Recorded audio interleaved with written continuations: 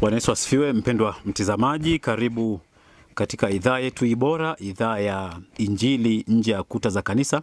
Nilitamani sana kuita Injili nje ya kuta za majengo ya ibada kwa sababu kanisa ni tofauti kabisa na jengo la ibada, lakini nikaona kwa wepesi na kwa urahisi tuite huduma hii Injili nje ya kuta za kanisa. Na kwa sababu watu wengi wanajua kanisa ni jengo, lakini naamini kwamba wale ambao ni wameshakomaa kiroho sasa wanaweza wakawa wanajua kwamba kanisa sio jengo. Bwana Yesu asifiwe sana.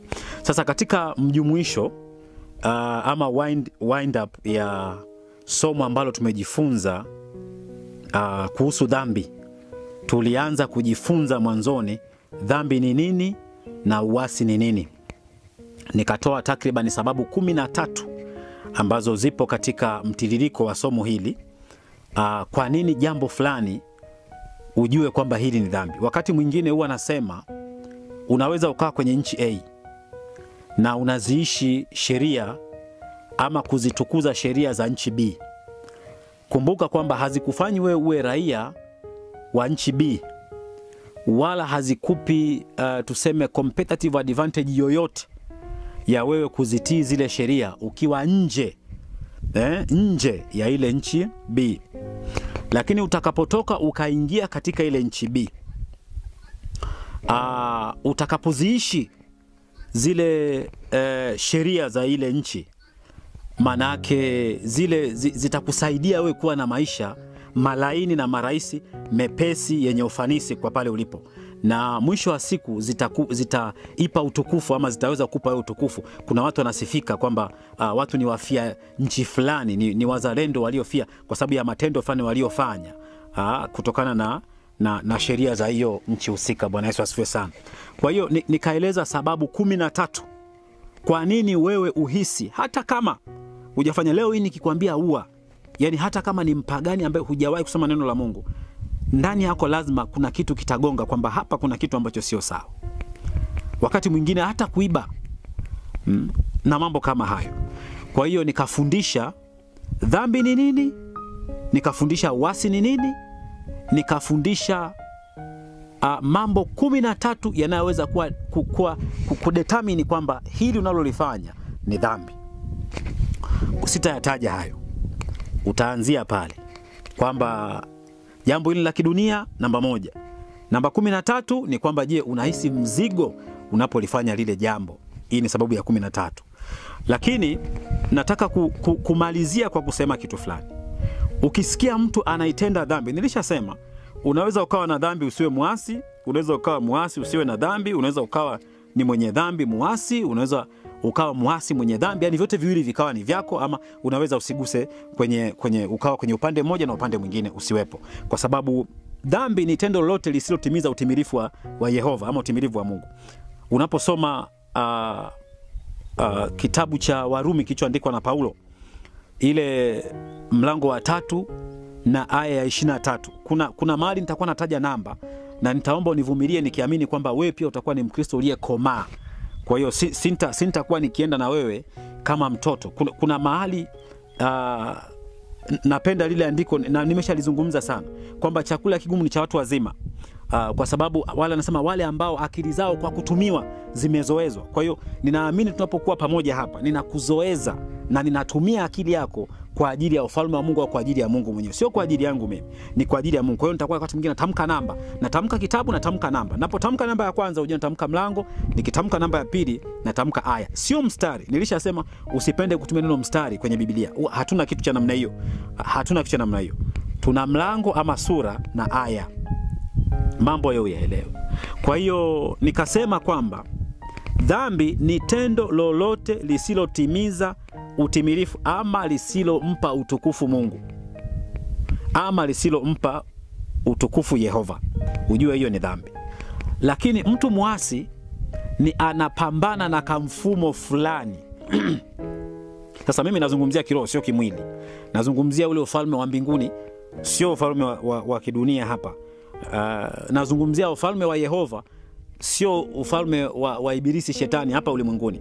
Biblia inazungumza wazi kabisa kwamba mfalme wa hapa tunapoishi sasa hivi ni shetani. Na usishangae the moment unapomkana, unapomfungulia Yesu mlango ndani yako aingie, kuna mambo yatakomea hapo. Kama ulikuwa na marafiki, ujue watakuacha hapo.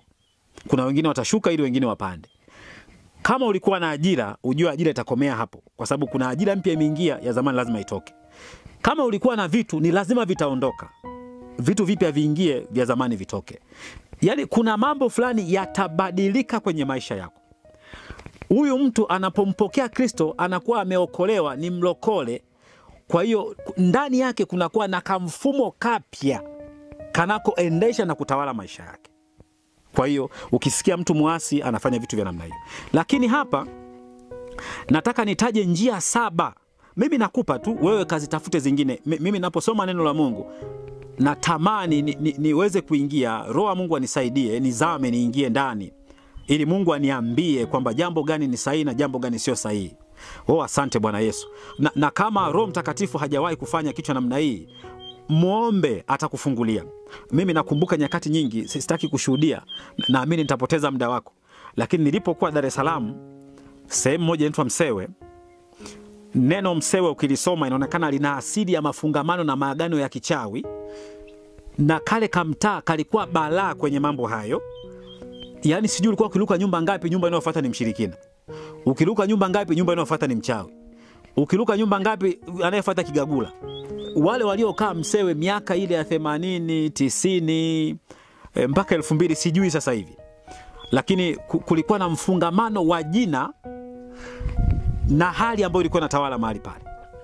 Kuna kipindi nilikuwa nikilala usiku, nikiamka ninahisi kama kuna watu wanamimina maji sehemu fulani. Nilimweleza mtu, akasema kwamba wewe unaota ama utapotea. Lakini baada ya muda akagundua kuna kitu tulikifanya, sitaki nikirudie. Sasa nitataja njia kadhaa ambazo Biblia zinaidhinisha kwamba jambo hili ni dhambi.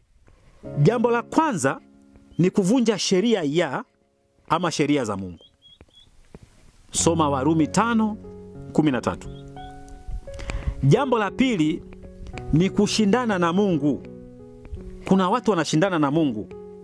Usiniambie kwamba mbona Yakobo alishindana naye. Sawa. Lakini mimi nakwambia leo kushindana na Mungu ni dhambi, ama kumasi Mungu ni dhambi.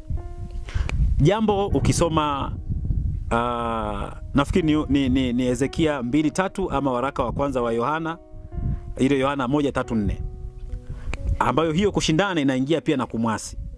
Jambo la tatu ni kutenda lisilo haki. Ujue hiyo ni dhambi. Soma Yohana wa kwanza 5:17. Unapokuwa na adili chafu na unajisi ni kumwasi Mungu. Samueli wa pili 12:9 mpaka 13. Kingine ni kitendo, kila tendo lisilotokana na imani. Hiyo pia nayo ni dhambi. Bwana Yesu asifiwe sana. Soma Warumi 13:23. Karibuni wazee. Lakini jambo la 6 ni kwamba unapojua kutenda yaliyo mema na hutendi, Biblia inakudhihirishia kwamba mambo hayo ni dhambi. Nenda kasome kitabu cha Yakobo 4:17. Lakini jambo la 7 ni mawazo ama matendo mabaya. Biblia inatamka mambo hayo kuwa dhambi. Bwana Mungu akubariki sana. Nikushukuru kwa leo, nafikiri natosha. Tunapofanya wind up ya masomo haya, unapokuwa umejifunza sasa kujua kwamba dhambi ni nini, unakuwa umeelewa kwamba dhambi ni kitu gani na uasi ni kitu gani, lakini zaidi ya yote unakuwa umejua mambo 13 ambazo hizo ni dalili za dhambi. Lakini pia nimekupa mambo kadhaa 7 ambayo Biblia inataja kwamba jambo hili ni dhambi. Mungu akubariki sana, tukutane katika kipindi kinachofuata. Amina.